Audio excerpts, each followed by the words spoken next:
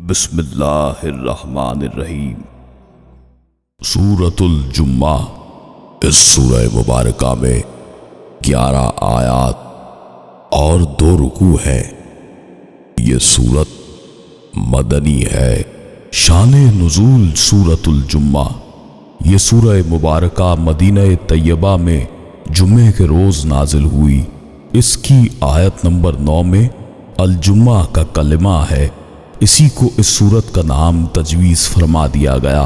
اس سورہ مبارکہ میں جمعہ ادا کرنے کا تاکیدی حکم ہے، نیز اس میں یہودیوں سے بھی خطاب ہے۔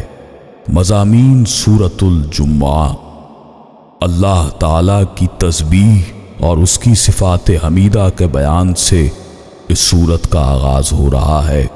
اللہ تعالی نے اپنی شان رفیع کے حکم کے بعد اپنے محبوب کریم صلی اللہ علیہ وآلہ وسلم کے مجاہدے و کمالات بیان فرمائے ہیں۔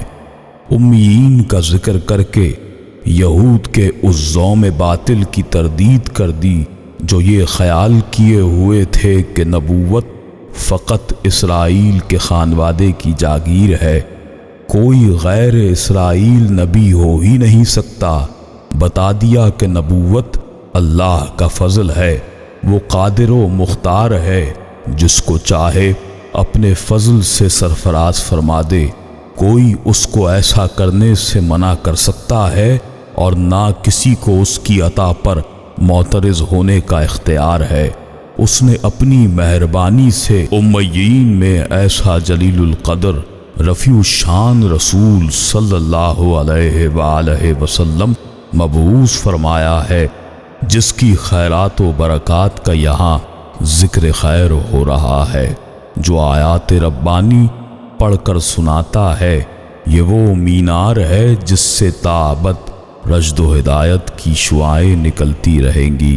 اس کی فیضان نگاہ اس کے زمانے تک محدود نہیں، بلکہ فیضان کا چشمہ قیامت تک جاری رہے گا۔ جو خوش نصیب اس کی بارگاہ میں دامن طلب پھیلائے گا، بامراد واپس آئے گا۔ مشرکین عرب کے علاوہ یہودی بھی اسلام و سرکار دو عالم صلی اللہ علیہ وآلہ وسلم کی عداوت میں پیش تھے اور ہر وقت رکاوٹیں کھڑی کرتے رہتے تھے، بلکہ باعث تخلیق کائنات جناب احمد مجتبی محمد مصطفیٰ صلی اللہ علیہ وآلہ وسلم کی شمع حیات کو ہی گل کر دینے کی آرزو رکھتے تھے۔ ان کے بارے میں بتا دیا کہ ان کا دعویٰ تو یہ ہے کہ وہ موسیٰ کلیم اللہ علیہ السلام کی امت ہیں، تو ریت ان کے پاس ہے، مگر یہ اس سے استفادہ نہیں کرتے، بلکہ اس کی آیتیں بیچ کر متاع دنیا جمع کرنے میں لگے رہتے ہیں۔ ان کی مثال اس گدھے کی ہے جس پر قیمتی علمی کتابوں کا بوجھ ہو، لیکن اسے خود خبر نہ ہو کہ اس میں علم و حکمت کے کتنے قیمتی موتی موجود ہیں۔ ان کی اس غلط فہمی کو بھی دور کر دیا کہ وہ خدا کے لاڈلے ہیں اور کسی غیر اسرائیلی کی اتباع ان کی توہین ہے۔ انہیں بتا دیا کہ تمہارا یہ گمان سراسر غلط ہے، حقیقت میں تم بھی اسے غلط مانتے ہو، ورنہ موت سے نہ ڈرتے، ورنہ در حقیقت موت کی خواہش کرتے، اور اللہ تمہیں اپنی ابدی نعمتوں سے سرفراز فرماتا۔ تمہاری بزدلی کا تو یہ عالم ہے کہ خیبر جیسا مستحکم قلعہ اور جنگی ہتھیاروں کے انبار بھی تمہیں مرد میدان بننے کی عزت نہ بخش سکے۔ دوسرے رکوع میں مسلمانوں کو نماز جمعہ کے آداب سکھائے جا رہے ہیں اور تاکید کی جا رہی ہے کہ جب اللہ کا حبیب صلی اللہ علیہ وآلہ وسلم خطبہ ارشاد فرما رہا ہو تو کسی دنیاوی مقصد کے حصول کی خاطر وہاں سے اٹھ کر چلے نہ جایا کرو، البتہ نماز سے فارغ ہونے کے بعد کسب معاش کے لیے اللہ کی زمین میں پھیل جاؤ اور ہر حالت میں کثرت سے اللہ کا ذکر کیا کرو۔ مختصر خلاصہ سورۃ الجمعہ۔ اللہ کی پاکی بیان کرتا ہے جو کچھ آسمانوں اور زمین میں ہے۔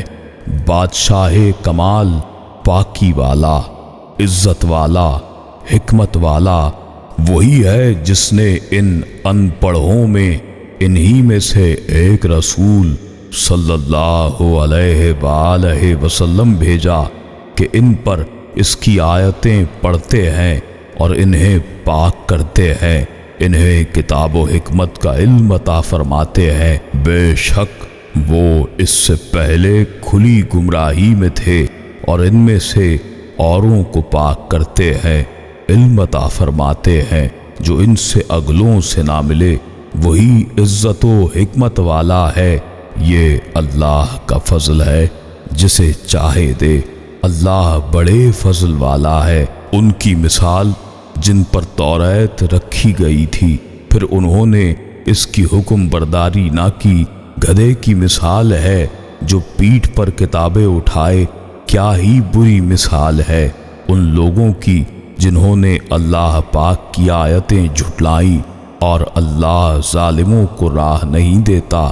تم فرماؤ اے یہودیوں، اگر تمہیں یہ گمان ہے کہ تم اللہ کے دوست ہو اور لوگ نہیں، تم مرنے کی آرزو کرو، اگر تم سچے ہو۔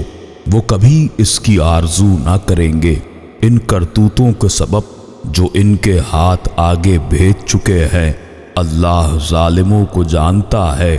تم فرماؤ وہ موت جس سے تم بھاگتے ہو وہ ضرور تمہیں ملنی ہے، پھر اس کی طرف پھیرے جاؤ گے، جو چھپا اور ظاہر سب کو جانتا ہے، پھر وہ تمہیں بتا دے گا جو تم نے کیا تھا۔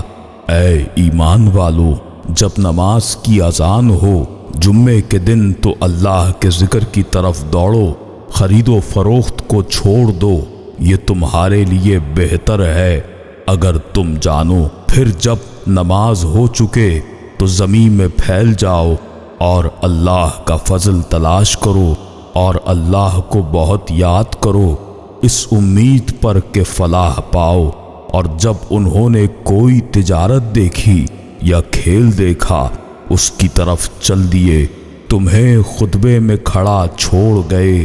تم فرماؤ کہ وہ جو اللہ کے پاس ہے کھیل اور تجارت سے بہتر ہے، اور اللہ کا رزق سب سے اچھا ہے۔